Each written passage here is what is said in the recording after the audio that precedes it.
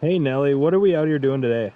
We're getting our first real day of pre-fishing in for the Champions Tour on the St. Croix River.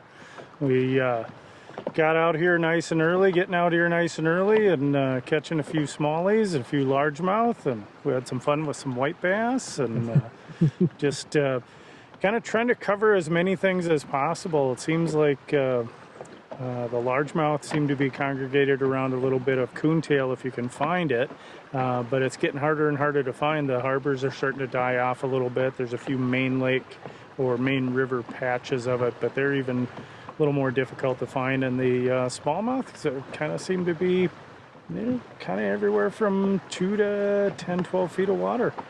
The craw tube's been working good, and just trying to cover as much ground.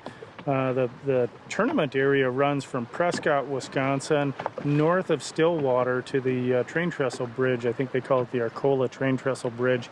If you look, that's about 25 miles of river to cover, and that's a lot of stuff yet to look at over the next few days, and a few good spots that need to be checked out. So hopefully we can put something together, or I can put something together and land on some fish.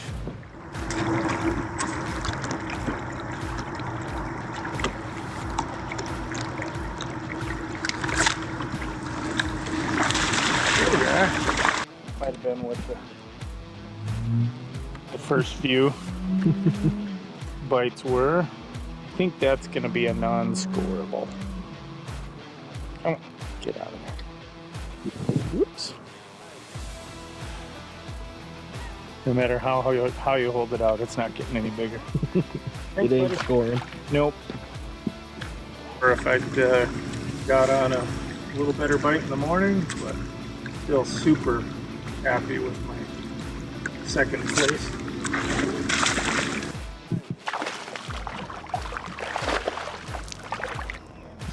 Well, that's a 2.5 pounder. That one helps in the tourney. Yeah. Come on. These things just don't give up. Oh. Thanks, buddy. A nice one. Not too badly built. 2 pounds or a little bit over. A few days. Yeah, the craw tubes. That's a tilapia, big bite tilapia colored one, and then I dipped the tails, and I think I have about 125 ready to go for the tournament.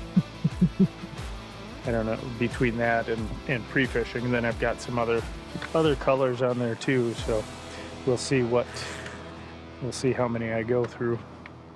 That one bit like they have been the last few days, where it's just dunk dunk, start swimming with it, and they don't let go. And I fish a heavy fluorocarbon. It's a 22-pound Daiwa fluorocarbon. Gives me a little more stretch, and sometimes I'm a little slow on the pickup, so I let them pull around on it, and they don't seem to mind pulling around on the fluorocarbon as much. So hopefully. And I don't think I lose as many either, because they've got a little room to kind of run around, rather than the braid, like doing a straight braid especially. You pull it and the fish starts heading towards the surface right away, and it's easy for them to shake it and get rid of it, whereas the fluorocarbon, you pull it and they can start running around a little, and they don't pull the hook out as easily or get rid of it as easily, it seems to me. There's another one. Just like that. Another scoreable. Golly. Come on, buddy. I forgot, I gotta save a waypoint in on this stretch where they started. Whoops. 2-minute penalty. Hey. It's okay. It's okay, buddy. I know. Scratch you under the fin. You like that, huh? Well, it makes your tail wiggle.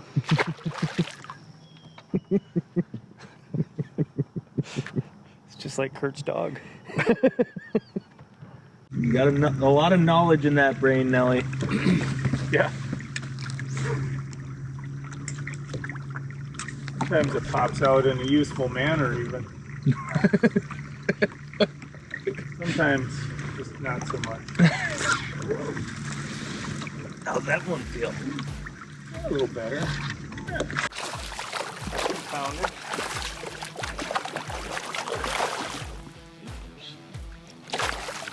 I think it's good. Come on. It's been caught before. It's a good sign that they're willing to bite again.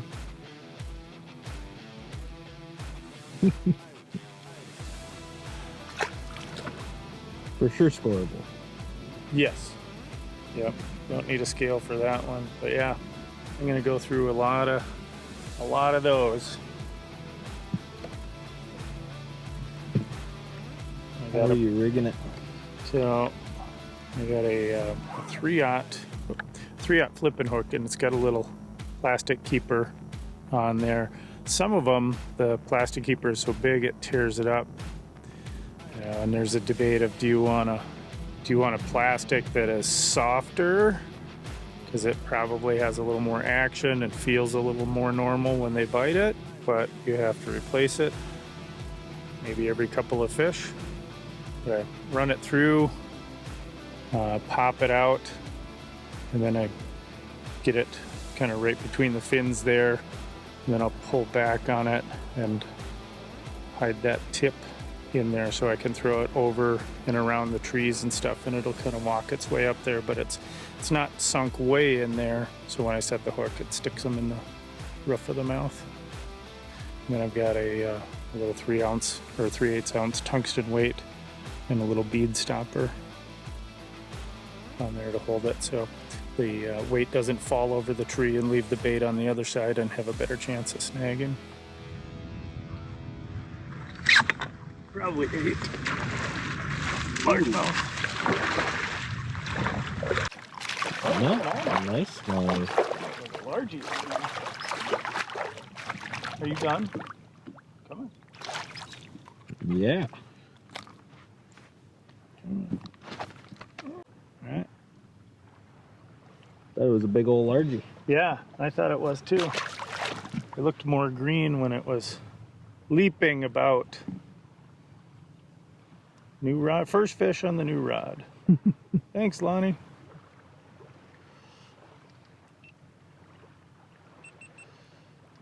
So most of the time we, bunch of us name our rods. And I have one that's named Honey Bunny. And in keeping with the Pulp Fiction, we have Honey Bunny and Ringo. And they were the two in Pulp Fiction that were robbing the restaurant in the opening scene. So. Next I'll have to get Jules and Vincent. Or maybe Winston Wolfe. Oh, that might have been another one. Yeah, there's all kinds of trees. You can see them on the 360. Back up a little bit. You can see them on the 360, and there's all kinds of trees and branches down here. You can start to see some logs, and branches, and then right over here is this tree that I just caught that one off of. And the root system back in there. Yeah. Oh yeah.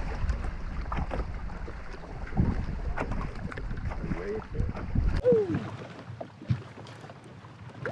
Come on. Come on. Stop it. Stop it. Old man hands and smallmouth don't mix. There. Another weir. They're warm. If your hands are cold, you can hold a bass. See you, buddy.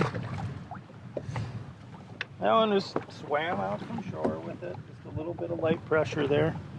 There was no thump or anything. It just might be a fish. And it was. 60% of the time, it works every time. Damn straight. It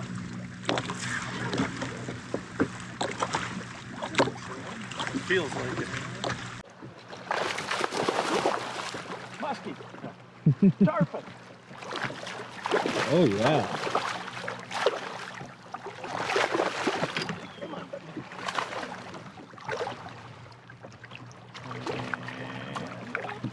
Daisy. That's a big one. Nice one, yeah. Nice long one anyway. It's probably an 18-incher. Like that. If I had my scale, I could tell you how much it weighed. But more importantly, is how much does it weigh on Tuesday? And I like that one's mouth is not all beat up either. He might have only been caught once recently. Okay. See you next Tuesday. So happy. Did you see how he wagged his tail? This means they're happy.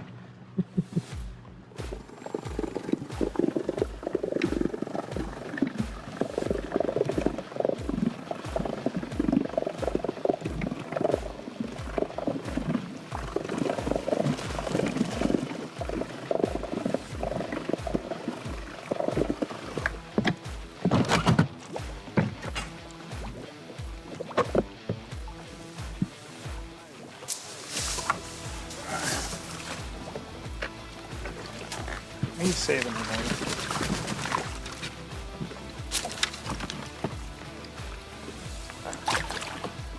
It's a wood duck. I know, buddy. Hooked to a lure. That is crazy. Yeah, I wonder if the lure was stuck there and the duck just was swimming along. I wonder if this is the one I saw last night over here. Oh, buddy.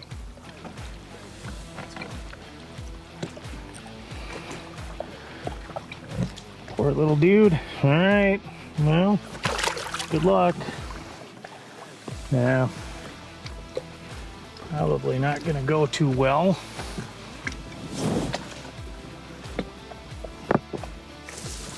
But it's a better chance than hanging there. Looked like we were making an episode of gator hunting. Oh, gee, that one hanging in the tree pretty good. I don't know what they say, something like that. Yeah, when we were down here walleye fishing, it was closed off. It was all no wake.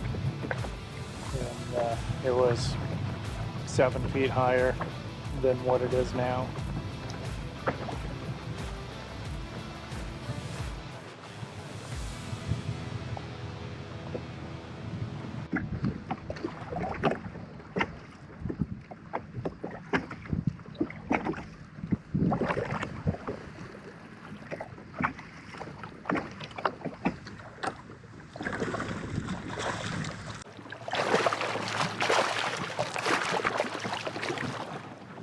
Good one. Oh, football jig. They say if you hold them upside down, they don't wrestle as much. Maybe that's true, because that one didn't wrestle as much. Nice 2.5-ish, maybe 2 3/4. I don't know. I like that's three decent fish out of a fairly small area. That one didn't hit like anything, it just started swimming with the jig.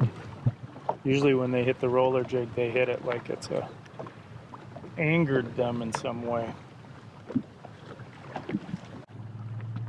I don't know, it'll be interesting to see what this one's going to be like. I think there's going to be people that think it's going to fish like the Mississippi, and it just doesn't, because there's not as much current, and even the lake stuff, it's going to be a little different. The Mississippi's a lot shallower, so it'll be interesting to see who gets flustered by the steeper banks, and who figures out how to make the deep water fish bite or the open water fish bite. Yeah. planning on not making a mistake like the last one. I'm just going to go for a bunch of fish, whatever happens. I don't care if they're all big or all small. Just catch a bunch. Yeah, there's fish popping everywhere.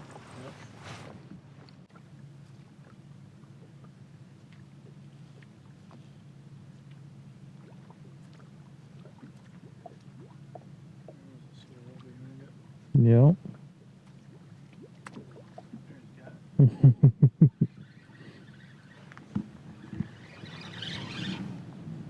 know if it's not a big one or it hasn't figured out how to fight yet. What is it? White bass. White bass. Yeah. What's that for fun? Jackpot. They said if you see white bass, the smallmouth aren't very far, but I think they meant to say if you see smallmouth, white bass aren't very far. Just in his tongue.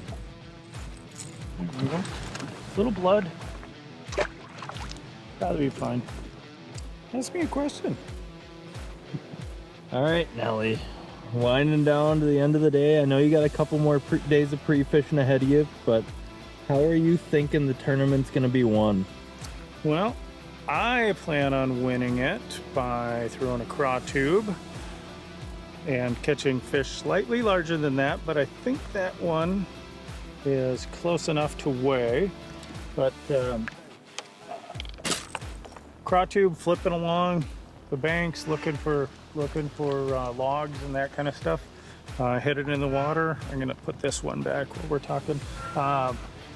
You know, and just fishing the deeper edges of the logs, and by deep, most of it seems to be 3 to 5 feet, 3 to 8 feet, somewhere in there. Few fish earlier today came on a football head jig in like 12, 13 feet of water, and then some largemouth up in the coontail and in 3, 4, 5 feet of water as well. So my approaches so far are going to be a craw tube like you saw there, a Z-Man Fatty Z 5-inch worm, rigged Texas rig and weedless, so I can throw it through the weeds. And then Pop R seems to be kind of catching on today. When you find surfacing fish, I threw the Pop R and had a lot of fun. Probably caught a half a dozen, maybe a few more than that on that surface bait. So that's going to be my 1, 2, 3 approach, and maybe I'll add a 4th or a 5th in the next few days of pre-fishing. But we'll let you know how we do. All right, we'll talk to you on Wednesday after the tournament. Excellent. All right, Nelly, we pre-fished last week. Tournament was yesterday, and you're already back to work. How'd it go? It went great in that I ended up qualifying for the championship. I ended up in the final money spot in 19th place. It didn't quite go as well as I wanted. The extra rain raised the river level about 1.5 feet or so in 30 hours, maybe even close to 2 feet. And then it was bright, sunny, and northeast wind, so a bit of a cool front. There was a few people that had great catches, and congratulations to the winner, Walker Krampets. He had 70-some pounds of smallmouth and a few largemouth. I ended up kind of keying in on a couple of largemouth spots. My smallmouth didn't want to cooperate fantastically. I ended up with a lucky tree that I had found in pre-fishing, and I think 13 of my 18 fish came off of that lucky tree. The largemouth trick is using a 7-foot medium custom on a St. Croix blank, and then the Z-Man 5-inch Fatty Z with just a little 1/8 ounce rig and rigged Texas style, and just kind of bury the hook in there.